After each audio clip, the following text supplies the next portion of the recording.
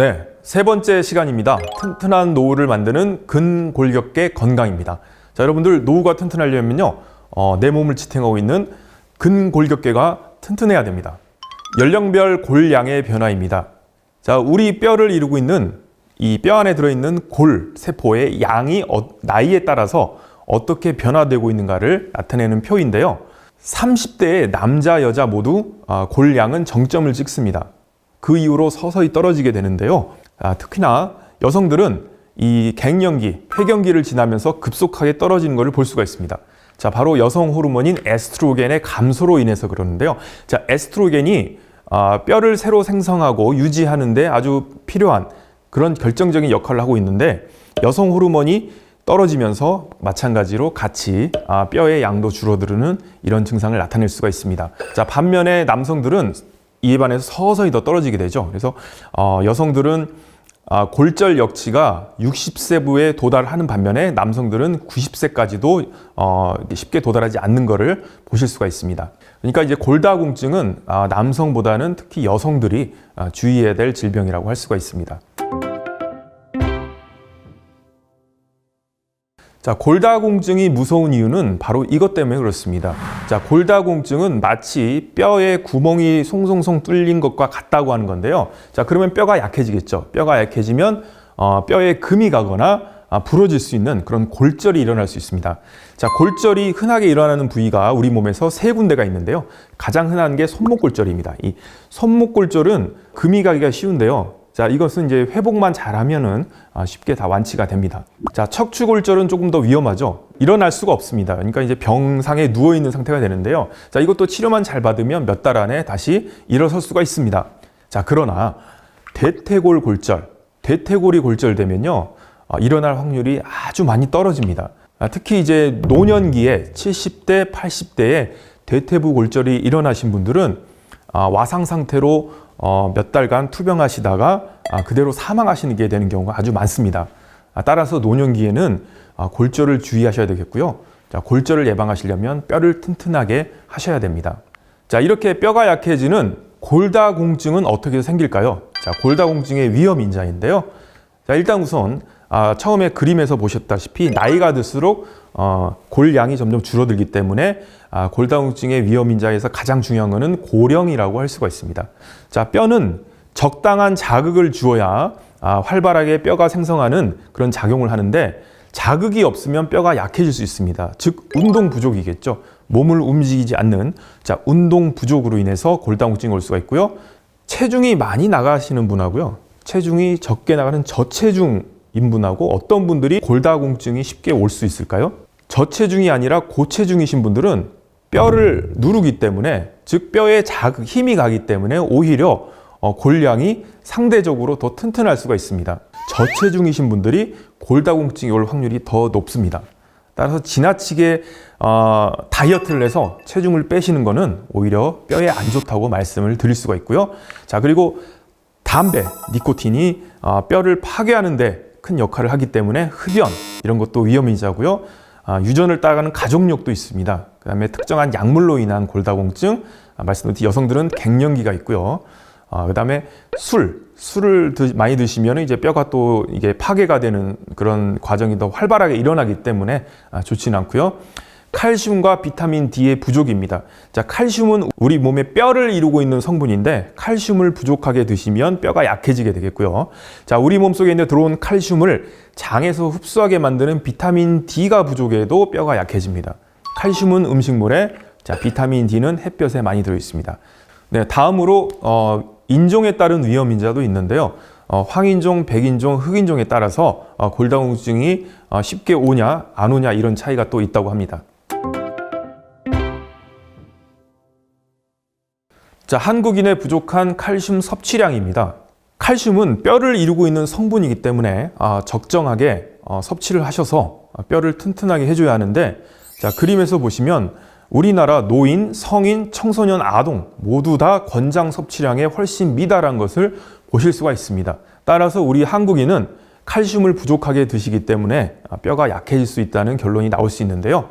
칼슘의 섭취를 늘리는 게 필요하겠고요. 자, 이런 부족한 칼슘은 어디에서 많이 우리가 충당을 할 수가 있을까요? 네, 바로 유제품, 그리고 어류민 해조류, 뼈째 먹는 생선, 멸치 같은 뼈째 먹는 생선, 그다음에 육류와 그다음에 곡류, 이런 견과류 이런 것들도 드시면은 칼슘 섭취가 자연스럽게 됩니다. 자, 골다공증 예방을 위한 운동인데요. 뼈는 자극을 주지 않으면 약해집니다. 따라서 매일매일 규칙적으로 적절한 자극을 내 뼈에 주는 게 필요한데요. 자, 가장 쉬운 건 이제 걷기가 있죠.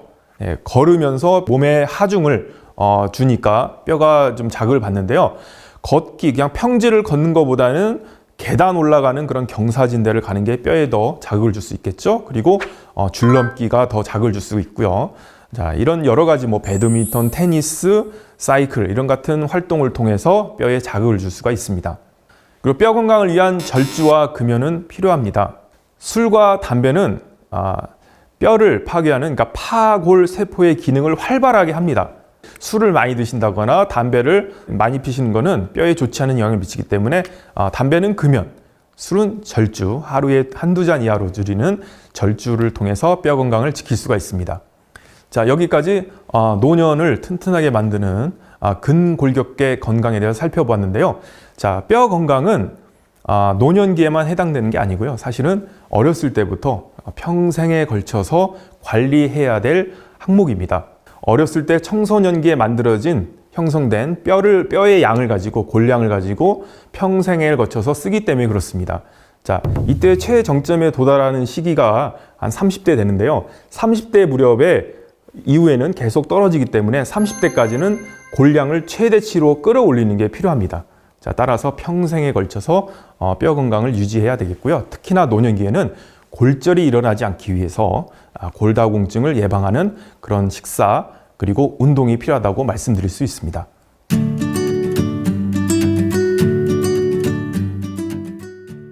뼈가 약해지는 거를 우리가 흔히 골다공증이다 뭐 이런 표현을 많이 쓰시잖아요. 그래서 어르신들이 조금만 부딪히거나 넘어지시면 뭐 뼈가 부러진다 뭐 이런 말씀들을 많이 하시는데 이 노년의 건강과 골다공증 어느 정도 밀접한 관련이 있는 거예요? 노년기 건강에 있어서 이제 골다공증은 아주 밀접한 관련이 있죠. 왜냐하면 뼈가 부러지면은 어떻게 될까요, 사람이? 부러지면 뭐 시간이 지나면 너무 아프죠. 맞아요, 아프죠. 네. 통증이 있다가 네. 근데 그게 시간이 지나면은 다시 아물죠. 다시 아물어서 이게 뼈가 붙죠. 새로 생겨서. 그런데 이제 노년기에 골다공증이 있게 되면 뼈가 새로 생성하는 속도가 느려지기 때문에 쉽게 아물지를 않고, 그러니까 노년기에 이런 대퇴부 골절이 되면은 와상 상태가 지속되고 신체 기능이 다 떨어지게 돼서 결국은 이제 사망할 수가 있는 거죠. 그러니까 실제적으로 노년기에 고령층 7, 80대에서 많이 돌아가신 분들의 원인이 골절이 많아요. 네, 고관절 골절, 대퇴부 골절이 많습니다. 그러면은 사고가 발생하기 전에 뼈가 좀 튼튼하고 건강하면은 좀 예방을 할 수 있잖아요. 네, 그렇습니다. 뼈는 어떻게 해야 좀 건강을 지킬 수 있나요? 일단 뼈를 튼튼하게 하는 방법은요. 뼈를 이루고 있는 그 성분이 있겠죠. 칼슘. 그죠, 칼슘. 우유 네. 많이 먹으면 돼요, 그럼? 우유 속에 칼슘도 많이 들어있고요. 멸치 뭐 이런 거. 멸치, 뼈째 먹는 생선 이런 거 많이 들어있는데, 그래서 이런 칼슘이 들어간 음식을 또 주기적으로 섭취를 하시는 게 중요한데, 이런 경우도 있어요. 나는 칼슘을 충분하게 먹었는데 뼈가 안 튼튼해져요. 그런 경우도 있습니다. 그게 왜 그래요? 이 칼슘이라는 게 우리 몸에 들어가면 이제 장에서 흡수가 되겠죠. 네. 근데 장에서 흡수가 되려면 한 가지 성분이 더 있어야 돼요. 비타민 D가 있어야 돼요. 비타민 D. 네. 비타민 D. 비타민이 햇빛 받으면 생기는 거 그렇습니다. 그거. 네, 비타민 D는 우리가 따로 먹을 필요가 없는 게, 말씀하신 대로 우리 피부가 햇볕에 노출이 되면 피부에서 자연적으로 비타민 D를 합성을 해냅니다.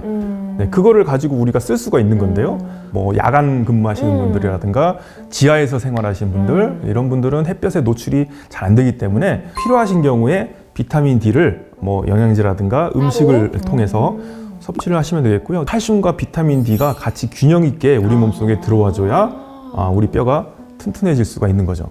그러면 지금 잠깐 든 생각인데 뼈가 약해지는 게 골다공증이잖아요. 제가 진짜 용가리 통뼈거든요. 엄청 굵어요. 그래요? 그러면은 이렇게 굵은 뼈를 갖고 계신 분은 상대적으로 골다공증에 노출될 확률이 조금 적고 더 남들보다 튼튼한가요? 두꺼운 것도 중요하지만 두꺼운 거 안에 들어있는 그 밀도, 그걸 이제 골밀도라고 하거든요. 골밀도가 중요합니다. 네, 두께와 골밀도가 그럼 다를 수 있다. 그렇죠. 그러니까 우리 그 건강검진에도 보면 골밀도 검사 있죠? 네네. 네, 그걸 이제 측정하시면은 골밀도가 얼마나, 그러니까 뼈의 절대적인 뭐 크기에 상관없이 골밀도만 짱짱하신 분면 골밀도만 적정하게 갖춰주시면 뼈는 튼튼하다고 할 수가 있습니다. 네. 그러면 일단 내 뼈 상태가 어떤지 건강검진을 한번 받아보는 게 좋으실 것 네, 같고 그 결과를 통해서 골다공증 예방할 수 있는 뭐 식습관, 네. 필요한 비타민이나 뭐 네. 영양제들 네, 네. 잘 드셔주시면 네. 건강하게 예방하실 수 있겠네요. 네, 필요하시면은 뭐 골다공증 치료제 그런 것들은 이제 일시적으로 효과를 보실 수는 있겠죠. 네. 네, 네.